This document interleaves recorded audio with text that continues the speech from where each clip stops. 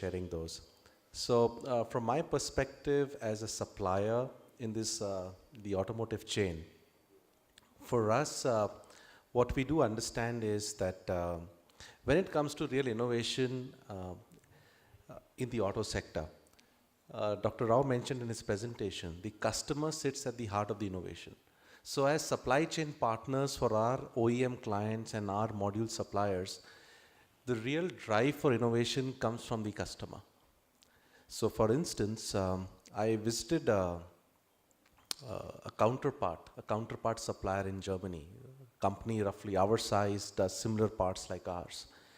And I was really astounded to see the kind of research they had done for a company their size in composites, and the kind of various fillers they had invented for various materials, and the kind of strength their composites had. And they were a medium-sized company. They were not a large corporation like a, like a DuPont or a DSM.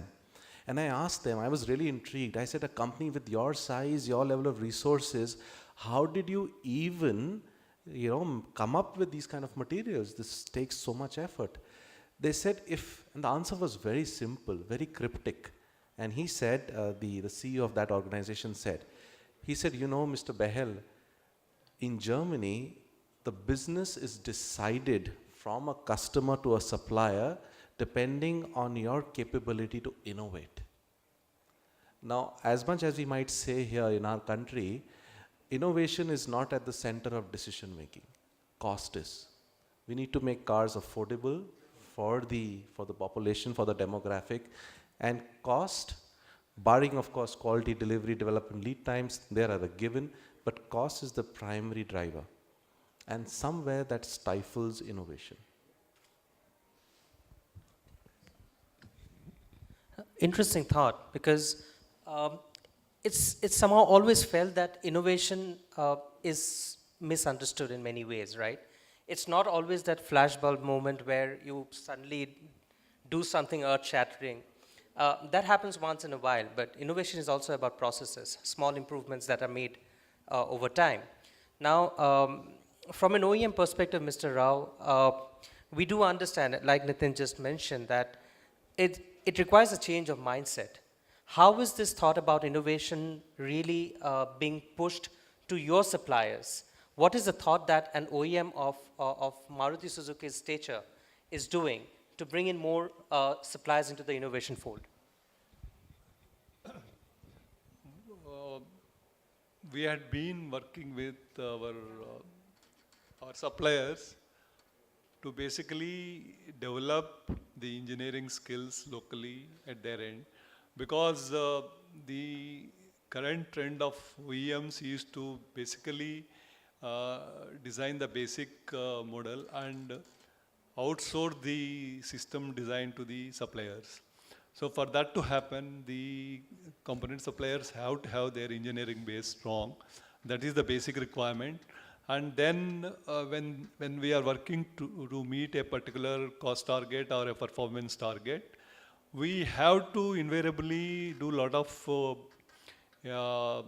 innovation to meet those requirements. So I don't think you can separately target for innovation as such, but because we need to meet some end result, automatically all these things are, necessary. Just to address what Mr. Bahl said, the major difference in what is happening in Germany and what is in India, even now, majority of the component manufacturers are building their parts to the full details given by the OEMs. So unless this changes, what he heard from Germany will not happen in India. For that to happen, they have to basically get to the stage of designing the parts themselves. And that will also help the OEMs to focus on other areas. You have a point? Just one point. Being in IIT Kanpur, I had the good fortune to meet Dr. Vijay Patel, who is head of the controls group for the LCA. And the LCA is actually a very remarkable achievement. So from the first flight to final operational clearance is about 15 years.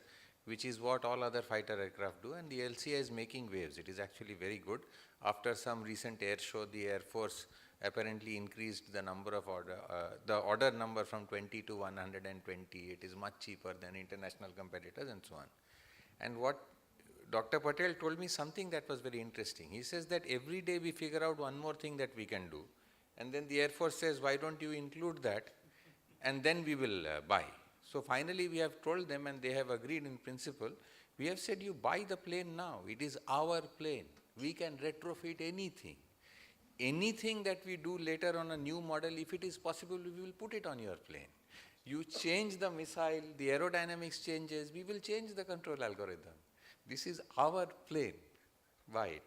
So when we develop, we have a certain freedom with it that is not there when we import.